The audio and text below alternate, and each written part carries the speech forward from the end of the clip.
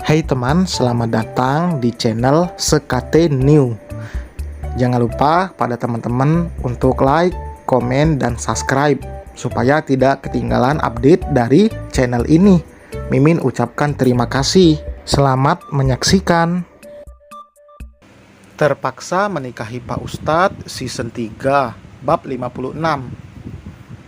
Safa bergegas menuju keluar kelas. Abi, aku kirain siapa? Ujar Safa saat melihat ternyata sang ayah yang berdiri di dekat pintu. Sebelah alis Syafiq terangkat. Emang kakak pikir siapa? Nggak ada. Abi ngapain di sini? Tanya Syafa. Habis ketemu rektor, urusan pekerjaan. Abi mau ngajakin kakak pulang. Tadi aku udah chat Abi, tapi checklist 1. Aku mau minta izin pergi ke festival sama teman-teman. Boleh nggak, Bi? Syafiq terlihat berpikir sejenak lalu mengangguk. Sebelum maghrib udah harus pulang ya. Safa bersorak gembira. Setelah sang ayah pergi menjauh, Safa kembali masuk ke dalam kelasnya. Ia mencebik saat orang-orang menatapnya dengan tatapan curiga. Ngapain sih lihat-lihat gue? Tanya Syafa. Lo main sama sugar daddy ya? Itu bokap gue tahu. Sembarangan banget lo ngomong. Masa sih? Kok bokap lo cakep banget, Fah? Gak tahu. Udah dikasih dari sononya. Jangan suka sama bokap gue, dia udah tua. Safa berucap ketus. Lalu kembali duduk di kursinya. Memang baru Yesi dan Dewi yang pernah ke rumah Safa dan bertemu dengan orang tua gadis itu. Gue kasih izin loh. Nanti selesai kelas, cus langsung ke sana ya. Soalnya sebelum maghrib gue udah harus pulang. Dewi dan Yesi dengan kompak mengacungkan jempolnya. Sedangkan Safa tidak memperdulikan teman-temannya yang lain yang membicarakannya. Dedek nggak usah nangis gitu. Umi pakein baby Sevim celana dulu, baru bikini jusnya. Alika kerepotan karena suaminya masih di jalan. Sedangkan Safa juga belum pulang. Ia memang kembali mempekerjakan Nina karena ia tidak mungkin menjaga dua anaknya sendirian. Nina sedang pergi keluar untuk membelikan kue yang diminta Akil. Dan sekarang Akil malah ingin minum jus. Entah ada atau tidak buahnya.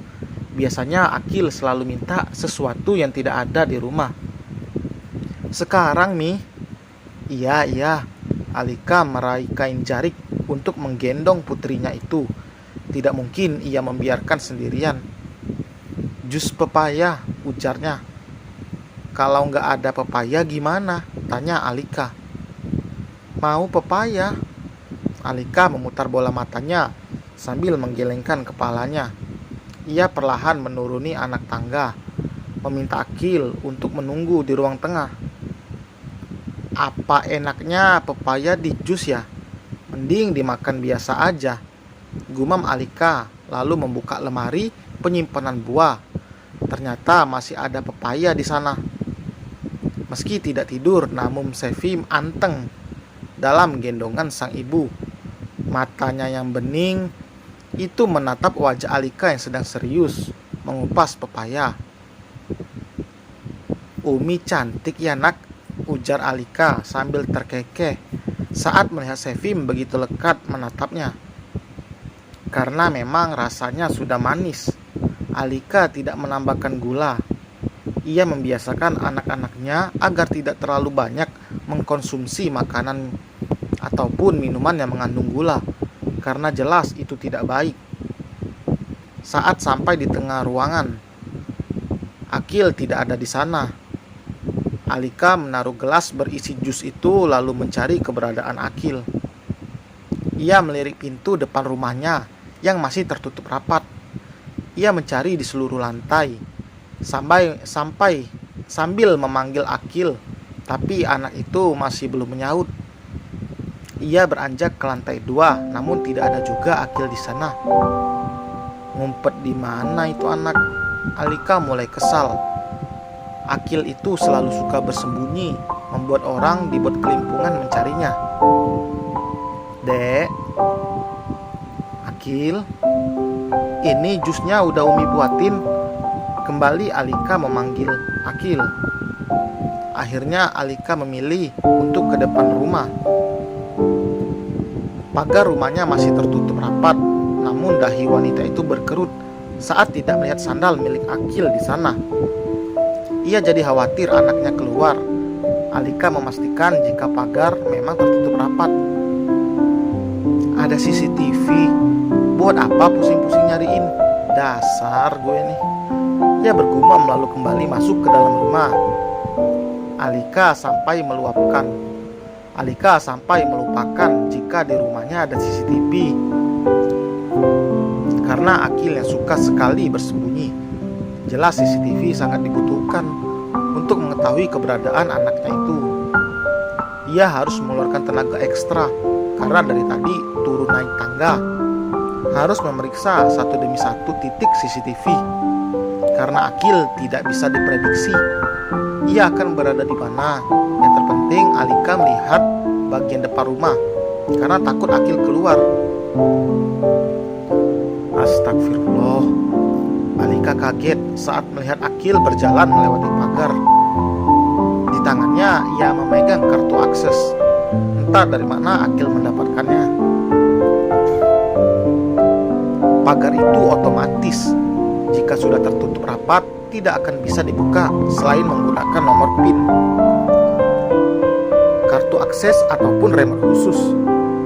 Dengan perasaan cemas, Alika kembali turun ke lantai 1 sambil menghubungi Syafiq, mengatakan pada sang suami jika Akil keluar dari rumah, berjalan melewati pagar dan mencari Akil di sekitar situ. Syafiq mengatakan jika sebentar lagi akan sampai di rumah. Bu, lihat Akil nggak? Tanya Alika pada tetangga terdekatnya. Enggak lihat Mbak Lika. Ibu aja ini baru keluar dari rumah, jawabnya. Abang Akil lari ke sana. Anak berusia 7 tahun itu bicara dan mengarahkan telunjuknya ke arah jalan menuju jalan raya. Jantung Alika berdetak semakin tidak karuan. Lututnya bahkan sudah lemas. Ia mencoba mengumpulkan tenaganya untuk kembali berjalan. Ia melewati rumahnya untuk menuju jalan raya. Namun langkahnya terhenti saat melihat Akil sudah ada di halaman bersama dengan seorang lelaki. Dengan cepat Alika kembali masuk. Ia bernapas lega karena Akil bisa ditemukan. Akil berteriak lalu menangis. Lelaki itu menoleh. Alika kaget karena melihat sosok di depannya.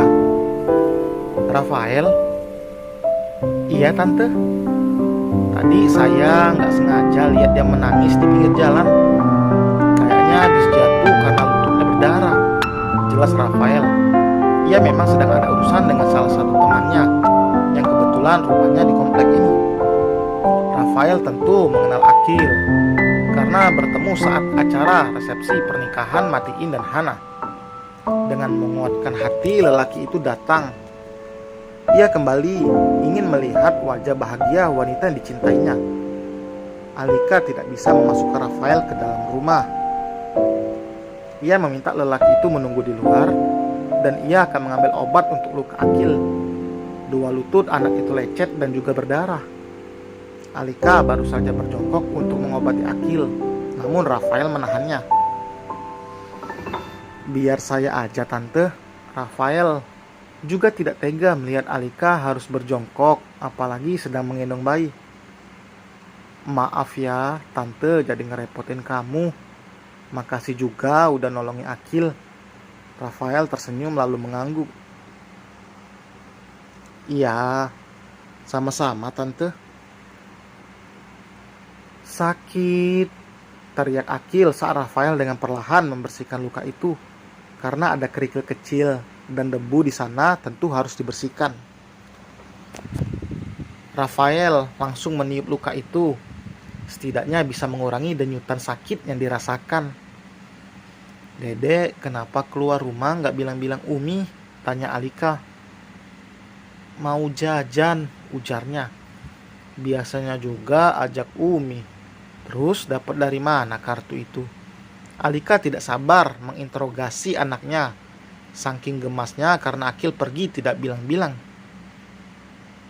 Kamar kakak Hana, ungkapnya. Alika menghela napas panjang. Memang Akil ini tangannya tidak pernah bisa diam. Setiap anggota keluarga memiliki kartu akses kecuali Akil. Nina juga memilikinya. Namun ia akan memberikan kartu itu saat akan pulang ke rumahnya. Mungkin Hana meninggalkannya dan tidak membawa ke sana. Hana menyimpan kartu itu di laci kamarnya. Akil memang biasa diam-diam memperhatikan dan meniru. Ia memiliki kekurangan, namun ia juga memiliki kelebihan di hal lain. Tidak lama mobil Syafiq masuk ke pekarangan rumah. Ia kaget dengan kehadiran Rafael. Alika langsung menjelaskan pada sang suami mengenai apa yang terjadi dan kenakalan Akil. Masuk dulu nak, Syafiq mengajak Rafael untuk masuk. Gak usah repot-repot Pak Ustadz.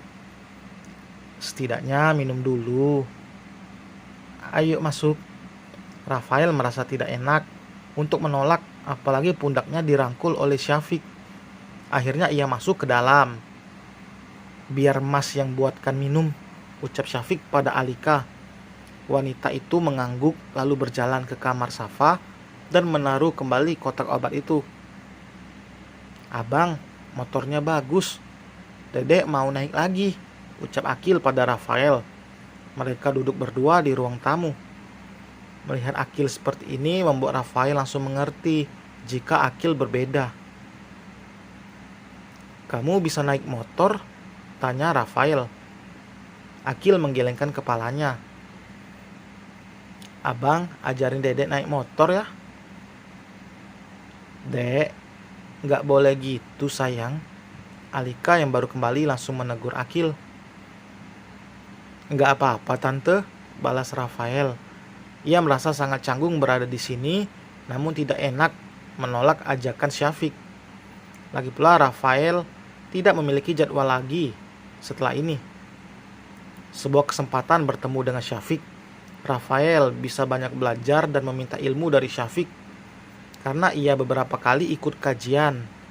Namun tidak ada kesempatan untuk bicara empat mata dengan serius bersama dengan Ustadz tampan itu. Syafiq datang membawa minuman. Diminum dulu nak.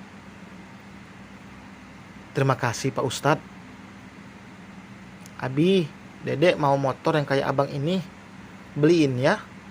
Akil merengek dan bergelayut manja di lengan ayahnya. Belajar naik sepeda aja dek. Dedek aja belum bisa. Gimana mau pakai motor? Seloroh Alika. Dedek bisa naik sepeda. Sepeda yang rodanya 4. Ujarnya dengan bangga sambil menepuk dada.